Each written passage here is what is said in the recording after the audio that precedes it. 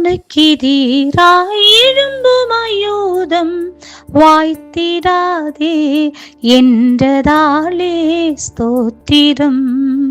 உனக்கெதிராய் எழும்பும் ஆயுதம் வாய்த்திடாதே என்றதாலே ஸ்தோத்திரம்.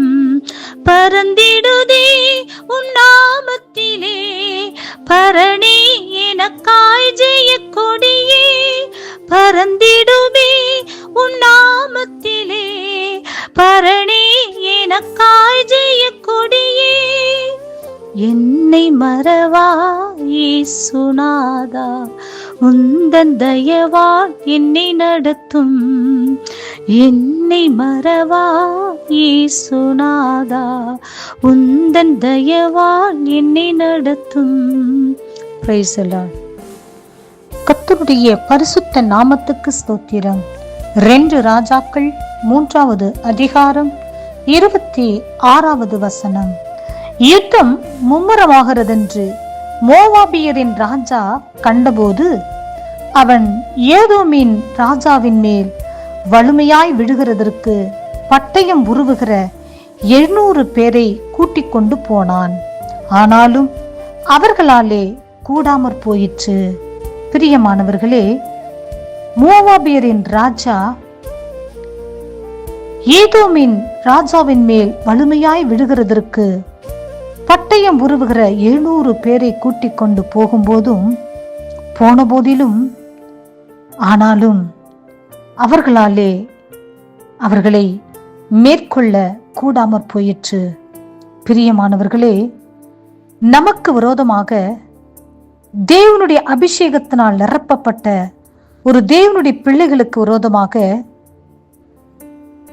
1000 படைகள், பல்லாயிரம் கோடி படைகள் அவர்களுக்கு விரோதமாக எழும்பினாலும் அவர்களால் மேற்கொள்ள முடியாது. காரணம், 30 கோடி மக்களால் முடியாதது முழங்காலில் நின்று ஜெபிக்கிற பிள்ளைகளாலே சகலமும் கூடும். ஆம், வேதம் மிக தெளிவாய் சொல்லுகிறது, பலத்தினாலும் அல்ல, பராக்கிரமத்தினாலும் அல்ல, தேவனுடைய ஆவியினாலே எல்லாமே ஆகும் என்று வேதம் கூறுகிறது. பிரியமானவர்களே, ஊழியம் செய்கிறவனுக்கும் ஊழியம் செய்யாதவனுக்கும் ஒரு வித்தியாசத்தை உண்டு பண்ணுகிற தேவன் ஜெபிக்கிறவனுக்கும் ஜெபிக்காதவனுக்கும் துன்மார்க்கனுக்கும் நீதிமானுக்கும் தேவனுடைய ஆவியினால் நடத்தப்படுகிற பிள்ளைகளுக்கும் உலகத்தினால், உலக மாம்சத்தினால், உலக பிசாசனுடைய கிரிகளினால் நடத்தப்படுகிற பிள்ளைகளுக்கும் வித்தியாசத்தை கர்த்தர் காண்பிக்கிறவர். ஆம், தேவனுடைய ஆவியினாலே நடத்தப்படுகிற பிள்ளைகளுக்கு விரோதமாக பல்லாயிரம் படைகள் விரோதமாக எழும்பினாலும் அவர்களால் தேவனால் நடத்தப்படுகிற பிள்ளைகளை, தேவ அபிஷேகத்தினால் நிரப்பப்பட்ட பிள்ளைகளை, தேவனுடைய வல்லமினால் நிரப்பப்பட்ட பிள்ளைகளை ஒருபோதும் மேற்கொள்ள முடியாது என்று சொல்லி விசுவாசியுங்கள்.